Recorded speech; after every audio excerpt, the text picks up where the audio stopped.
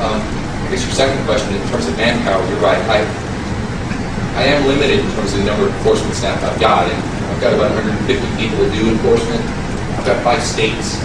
And so we are somewhat limited in terms of where we can go and what we can do. But as I said, oil and gas is an enforcement priority in 27, so we're going to spend a fair amount of time looking at oil and gas production. And I was in a meeting once and I gave an analogy to my staff about my philosophy of enforcement, and I think it was probably a little crude and maybe not appropriate for the meeting, but I'll go ahead and tell you what I said. It was kind of like how the Romans used to conquer little villages in the Mediterranean. They'd go into a little Turkish town somewhere, they'd find the first 5 guys they saw, and they'd crucify them.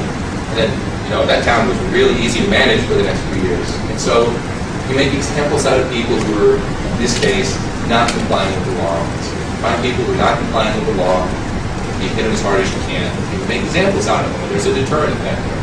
And companies that are smart see that, they don't want to play that game. And they decide at that point that it's time to clean up. And that won't happen unless you have somebody out there making examples of people. So you go out,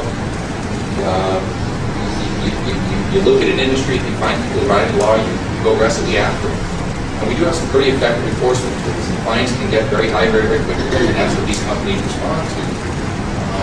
Is both their public image, but also financial pressure. So if you put some financial pressure on a company, you get other people in that industry to clean up very quickly. So that's our general philosophy. Go ahead. You can start.